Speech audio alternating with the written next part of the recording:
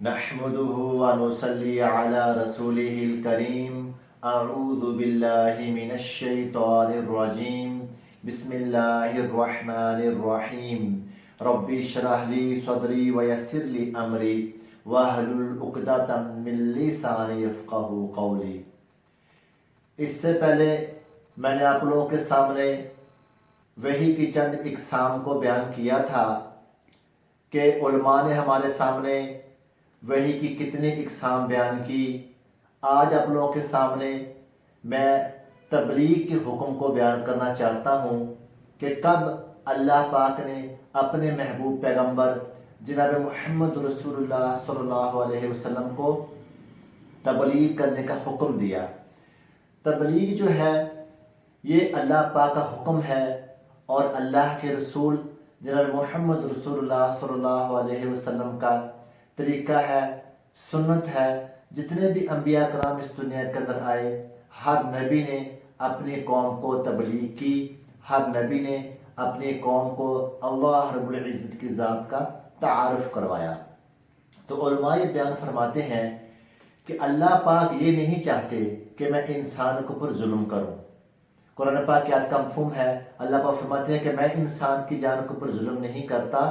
انسان خود اپنے جان کے اوپر ظلم کرتا ہے۔ تو اللہ نے اپنے محبوب پیغمبر جناب محمد رسول اللہ صلی اللہ علیہ وسلم کو عربوں کے اندر پیدا فرمایا، مکہ جو سٹی ہے وہاں پہ پیدا فرمایا۔ اور اللہ کا مقصد کیا تھا؟ تو علماء بیان فرماتے ہیں کہ جو قریشی مکہ تھے،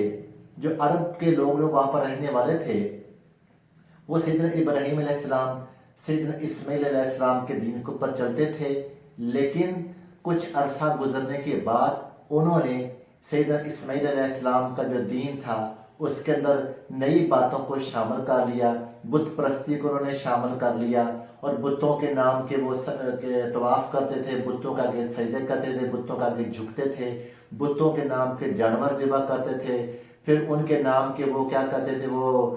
میلے ان کے نام کے لگاتے تھے، اور طرح طرح کے انہوں نے خرافات شروع کر رکھی تھی۔ جو چیزیں اللہ پاک کو ناپسند تھے، اللہ پاک ان چیزوں کو نہیں چاہتے تھے۔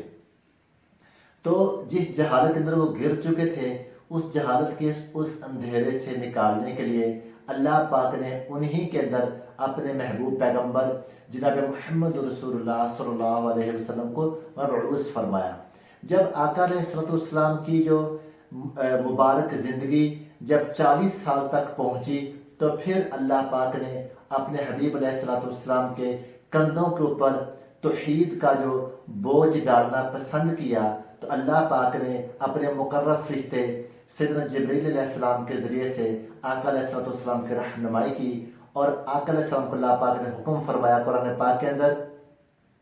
سورۃ المدثر ہے، جب اس کا ہم ترجمہ پڑھیں گے شروع سے لے کر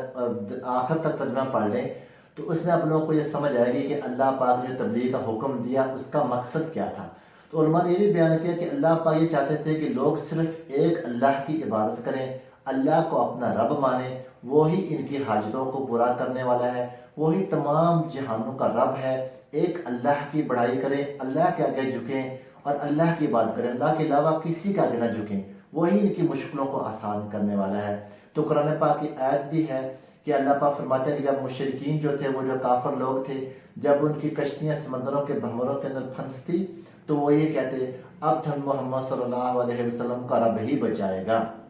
یعنی جب اللہ پاک ان کو ان کی کشتیوں کو وہاں سے نکال دیتے، پانی کا وہ جو خطرناک وہ جو راؤنڈ پانی لگا تھا اس میں سے نکال دیتے، پھر وہ کہتے فلاں بدھ کی وجہ سے بچے ہیں، فلاں بابے کی وجہ سے ہم بچے ہیں، یہ اس طرح کے کفر وہ لوگ بولتے تھے۔ تو جہالت کے اس اندھیرے سے نکالنے کے لیے اللہ پاک نے اپنے محبوب پیغمبر علیہ السلام کو مبعوث فرمایا، اور آقا علیہ السلام کا جو مقصد تھا توحید، سب سے پہلے توحید۔ ہاں جی، جس طرح ایمان کی صفت ہے، ہم اکثر یہ ایمان کی صفت جو ہے وہ علماء سے سیکھتے ہیں اور بیان کرتے ہیں، آمنت باللہ وملائکتہ وکتبہ ورسلہ والیوم الآخر والقدر خیرہ وشرہ من اللہ تعالی والبعث بعد الموت۔ یہ پورا جو مقصد تھا یہ تبلیغ تھا، اور لوگوں کو بندوں کی بندگی سے ہٹا کر اللہ کی بندگی کی طرف لے کر آنا تھا۔ جتنے بھی اللہ کے نبی ہیں سب نے لا الہ الا اللہ کا لوگوں کو یہ حکم دیا کہ لوگوں لا الہ الا اللہ پڑھ لو کامیاب ہو جاؤ گے۔ لا الہ الا اللہ کا مفہوم کیا ہے کہ اللہ پاک کے سوا کوئی عبادت کے لائق نہیں۔ اپنے سجدے، اپنے جتنی بھی حاجات مناجات سب اللہ کے سامنے رکھنی ہے۔ تو اللہ کے حکم سے ہر مشکل ہماری آسان ہوگی، اللہ کے حکم سے سارے۔ اور اللہ کے حبیب علیہ الصلوۃ والسلام کو اللہ پاک نے مبعوث فرمایا، اس کا مقصد یہ بھی تھا کہ آقا علیہ الصلوۃ والسلام لوگوں کو اللہ کی آیات پڑھ پڑھ کر سنائیں، خوشخبریاں سنائیں اور ڈرائیں۔ جیسے صبح سورہ المدثر کے سٹارٹنگ میں ہم پڑھیں گے، صلی اللہ علیہ یا ایھا المدثر قم فانذر، علماء کیا بیان فرماتے ہیں کہ اے چادر اوڑھنے والے، آج کا مفہوم ہے اٹھ اور ڈرا، ان لوگوں کو ڈرا۔ اور سیدنا ابراہیم علیہ السلام کے بارے میں آتا ہے کہ ابراہیم علیہ السلام اللہ سے دعا کی، جس کا مفہوم ہے کہ اے اللہ میری اس اولاد میں سے اپنا نبی بھیجنا جو آپ کی آیات پڑھ پڑھ کر کے ان کو سنائے اور خوشخبریاں سنائے اور ڈرائے۔ یعنی آقا علیہ السلام کی پیدائش کا مقصد کیا ہے کہ اللہ پاک لوگوں کو اپنی جنت کے اندر بھیجنا چاہتے ہیں، یہ اللہ کا یعنی ارادہ تھا، تو اللہ پاک نے اپنے نبی علیہ السلام کو بھیجا۔ تو آقا علیہ السلام نے پھر پوری زندگی محنت کی،